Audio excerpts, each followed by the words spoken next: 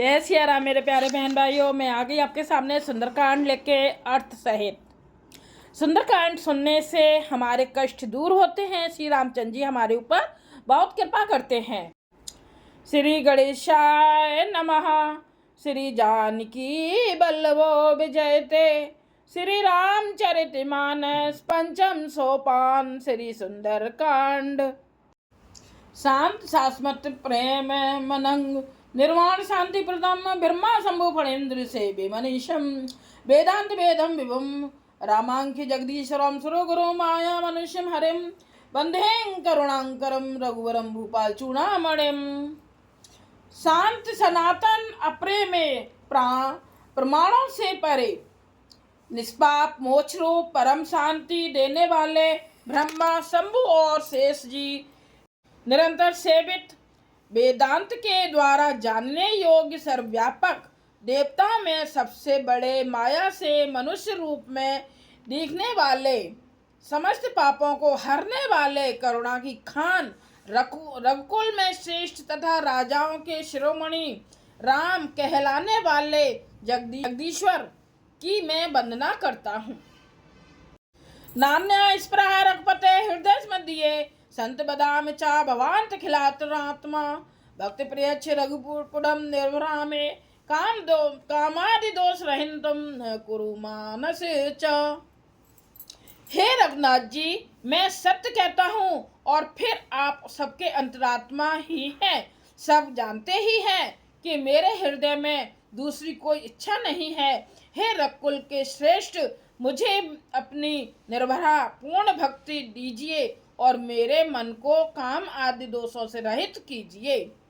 अतुलित बल धाम हेम शैला मुधे धनुष बन कृशानुम ज्ञान नाम गण्यम सकल गुण दिनहानम वारणम धीशम रघुपति प्रिय भक्तम बात जात नमामि। अतुल बल के धाम सोने के पर्वत सुमेरु के समान कांति युक्त शरीर वाले दैत्य रूपी वन को ध्वंस करने के लिए अग्नि रूप ज्ञानियों में अग्रगण्य संपूर्ण गुणों के निधान बानरों के स्वामी श्री रघुनाथ जी के प्रिय भक्त पवन पुत्र श्री हनुमान जी को मैं प्रणाम करता हूँ। दो दोहे के भाग मैं आप सबको डालूंगी। उसके बीच की जितनी चौपाइयां हैं आप सबको मैं अर्थ सहित सुनाऊंगी। पहले मैंने एक दोहे की चौपाइयों का अर्थ सहित सुंदरकांड डाल चुकी हूँ। अब ये दो दोहे की चौपाइयों का सुंदरकांड आप सबको सुनाने जा रही हूँ। सुनिए और लाइक कीजिएगा, कमेंट्स कीजिएगा। जय सिया राम। जाम बेनती के बचन सुहाए सुने हनुमंत हृदय अति भाई तबे लगे मोह पर क्यों तुम भाई सही दुख कंद मूल फल खाई। जामवान के सुंदर वचन सुनकर हनुमान जी के हृदय को बहुत ही भाए। वे बोले, हे भाई, तुम लोग दुख सहकर कंद मूल फल खाकर तब तक मेरी राह देखना। जब लगे आवो सीत ही देखी हो जो मोए हरस विशेषी ये कही नाय सविने कहूँ माथा चले हरसिय धर रघुनाथा। जब तक मैं सीता जी को देखकर लौट न आऊं काम अवश्य होगा, क्योंकि मुझे बहुत ही हर्ष हो रहा है। यह कहकर और सबको मस्तक नवाकर तथा हृदय में श्री रघुनाथ जी को धारण करके हनुमान जी हर्षित होकर चले। सिंधु तीरी के भूधरी सुंदरी कौतुक कूद चढ़े ऊपर बारे बारे रघु वीर समारी फिर के पवन तने बल भारी। समुद्र के तीर पर एक सुंदर पर्वत था।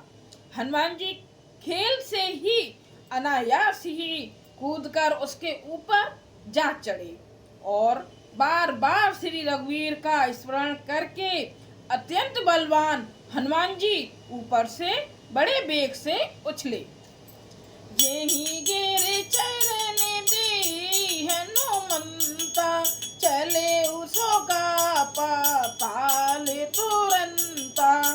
जिम अमोघ रघुपति करबाना, एही बात चले हनुमाना। जिस पर्वत पर हनुमान जी पैर रखकर चले, जिस पर वे उछले, वह तुरंत ही पाताल में धंस गया। जैसे श्री रघुनाथ जी का अमोघ बाण चलता है, उसी तरह हनुमान जी चले। जल निधि रघुपति दूति विचारी, ते में नाक होए श्रमहारी। समुद्र ने उन्हें श्री रघुनाथ जी का दूत समझकर मैनाक पर्वत से कहा कि हे मैनाक, तू इनकी थकावट दूर करने वाला हो, अर्थात अपने ऊपर इन्हें विश्राम दे। हनुमान ते परिसाकर, पुण्य कीन्हे प्रणाम। राम काज कीन्हे बिनु मोहि कहा विश्राम। हनुमान जी ने उसे हाथ से छू दिया, फिर प्रणाम कर कर कहा, भाई श्री रामचंद्र जी का काम किए बिना मुझे विश्राम कहाँ है। जाते पवन सुत देवन देखा, जाने कहूँ बल बोध विशेषा। सुरसा नाम अहिन के माता, पटैन आई कहीं ते बाता। देवताओं ने पवन पुत्र हनुमान जी को जाते हुए देखा। उनकी विशेष बल बुद्धि को जानने के लिए परीक्षार्थ उन्होंने सुरसा नामक सर्पों की माता को भेजा। उसने आकर हनुमान जी से यह बात कही। आज सुर ने मोहि दीन आहारा, सुनत बचन कहे पवन कुमारा। राम काज कर फिर में आवो, सीता कई सुध फिर वो सुनावो। आज देवताओं ने मुझे भोजन दिया है।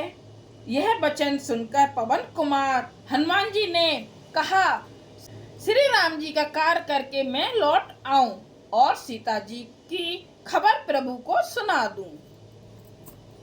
तब तब बदन पेटियों आई, सत्य कहूँ मोहि जाने दे माई। कबू नहीं जतन दे नहीं जाना, कृष्ण से न मोहि कहूँ हनुमाना।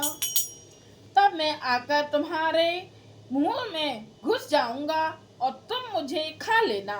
हे माता, मैं सत्य कहता हूँ, अभी मुझे जाने दे। जब किसी भी उपाय से उसने जाने नहीं दिया, तब हनुमान जी ने ये कहा, तो फिर मुझे खा ले। जो जन भरते बदनो पसारा, कपितनो कीन दुगुन बेसारा। सोर जो जन मुख ते ठयऊ, तुरत पवन सुत बत्तीस भयऊ। उसने योजन भर 4 कोस में मुंह फैलाया। तब हनुमान जी ने अपने शरीर को उससे दूना बढ़ा लिया। उसने 16 योजन का मुख किया। हनुमान जी ने तुरंत ही 32 योजन के हो गए।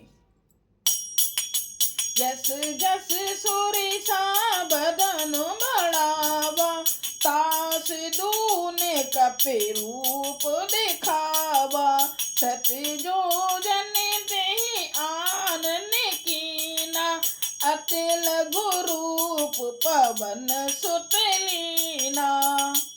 जैसे जैसे सुरसा मुख का विस्तार बढ़ाती थी, हनुमान जी उसका दूना रूप दिखलाते थे। उसने 100 योजन 400 कोस का उसने 100 योजन यानी कि कितना 400 कोस का मुख किया। तब हनुमान जी ने बहुत ही छोटा रूप धारण कर लिया।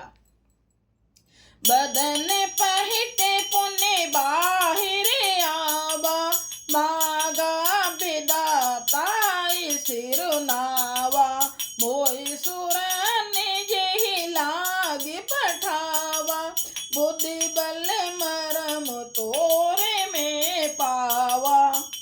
और वे उसके मुख में घुसकर तुरंत फिर बाहर निकल आए और उसे सिर नवाकर विदा मांगने लगे। उसने कहा, मैंने तुम्हारे बुद्धि बल का भेद पा लिया जिसके लिए देवताओं ने मुझे भेजा था। राम काज सब करी हऊ, तुम बल बुद्धि निधान, आशीष देई गई सो हरस, चले हनुमान। तुम श्री रामचंद्र जी का सत्कार करोगे क्योंकि तुम बल बुद्धि के भंडार हो। यह आशीर्वाद देकर वह चली गई। तब हनुमान जी हर्षित होकर चले। ये हुआ हमारा भाग 1, जिसमें कि आप सबको मैं दोहे की चौपाइयां अर्थ सहित सुना रही हूं। सुनिएगा। जब हम मन लगा के कोई भी चीज सुनते हैं तब वो हमें अच्छी लगती है। जब हम मन लगा के श्री रामचंद्र जी के चरणों में सुंदरकांड को सुनेंगे तो राम जी हमारे ऊपर बहुत कृपा करेंगे। हमारे घर में सुख शांति समृद्धि की कमी नहीं होगी। जय सिया राम। आप सब इसको सुनिए और लाइक कीजिएगा, कमेंट्स कीजिएगा, सब्सक्राइब कीजिएगा। जय सिया राम।